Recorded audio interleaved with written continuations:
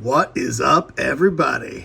All right, guys, we got a quick SGC order that just came back from the Grail collection. So if you don't remember, here it is, the monster that came out of that collection, the 1933 greenback Babe Ruth, and just the quick cliff notes. Mike, baseball collector, as well as Chris, baseball collector, investor, dealer in that order. They bought out this amazing baseball card collection, and Mike called me up and told me I could get first dibs at purchasing from that collection, and I ended up buying this huge Babe Ruth card, but then I also walked away with a couple of cards that I decided to get graded. Not many cards, but here it is. Here's the little stack, and just figured I'd show you guys what the results were. So I was at John Keating's house, so I had to get this card.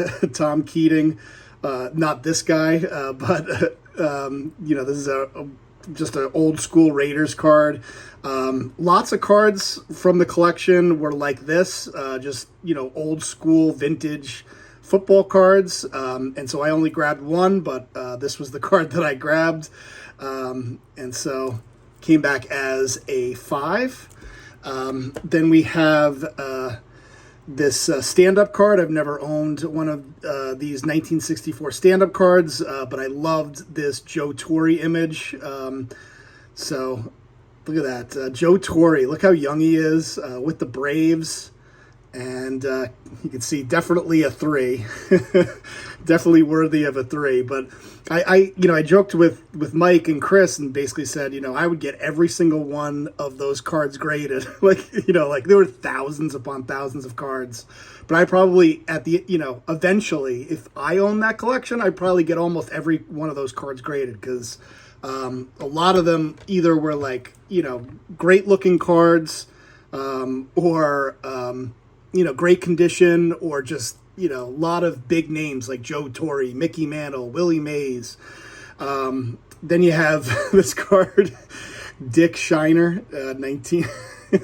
Just had to get this. I think John Keating threw the card across the table there, and he's like, "Here, have a Dick Shiner." And I didn't know what he was talking about, but you can see here, Dick Shiner. He's actually a pretty good quarterback, a couple of years, and here he is with the Steelers. Then we have these are two really cool cards, both from old school 1970 Fleer. So this one is commemorating the Babe Ruth called shot in 1932. So I thought that was awesome. Came back as a 6, Yanks versus Cubs. So never owned one of these, 1970 Fleer. So figured I'd get that graded. Yeah, why not? I mean, look at that. That's awesome. Babe Ruth and Lou Gehrig. And then here you see the back here, 1932 World Series. And then this one came back as a 7. This is the Yankees and Pirates, and you can see here the Yankees 16-3, 10-0, 12-0. So the Yankees blew out the Pirates in those 3 games, but the Pirates ended up winning the series. And this one came back as a 7.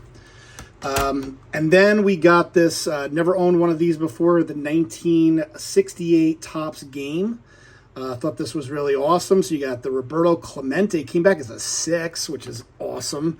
And then anytime you could add a Mickey Mantle to the collection, you always do that. And so I really like these cards. This is before Pokemon and all those other games. There was the 1968 Topps Game.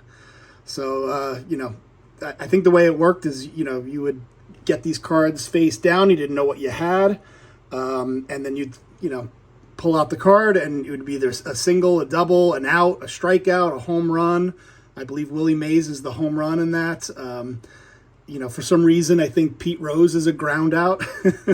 So, but the fact that these are in decent condition, you could, if kids played with this game, I would assume that they're probably, it's probably tough to get, nice condition version of these cards, because it was a game. But you have, anytime I could add a Roberto Clemente and a Mantle to the collection, I'm going to do it. So these came back as a 6 and a 3. Then another Mantle added to the collection, a 1969 Topps decal. Came back as a 2, and man, look at this. Look at the you can see the bend there in the decal. But I was happy to get a 2 for sure. Thought this would come back either as authentic or as a 0 or a 1 or whatever. So very happy with the 2 on the 1969 Topps decal. And not much to it, but still pretty awesome. All these, by the way, all these extra cards were like $100 altogether. And then probably the biggest card that I got besides the Ruth would be this Thurman Munson rookie. I had never owned a Thurman Munson rookie. The Grail collection had 5 of them. And so I asked Mike and Chris if I can get a Thurman, and they said sure. And I think Mike picked out the worst one of the Thurman Munson rookies, and this is the one that they picked out, and it came back as a 6. So unbelievable collection, guys. Those are just some examples that I walked away with. And then since I was submitting, I did submit 5 other random cards. This Jackie Robinson 1983 Don Russ, I don't know, I just figured why not. Came back as a 7. I had this 89 Upper Deck Griffey that I figured part of the childhood collection, came back as a 6. Submitted this. I don't know why it came back as, it says evidence of trimming. I'm pretty sure I pulled it right out of a pack, and I'm pretty sure I did not trim it at all. So I don't know what the evidence of trimming is, but kind of hilarious that the chicken came back as authentic evidence of trimming. I think that's actually kind of awesome. So the chicken came back with authentic evidence of trimming.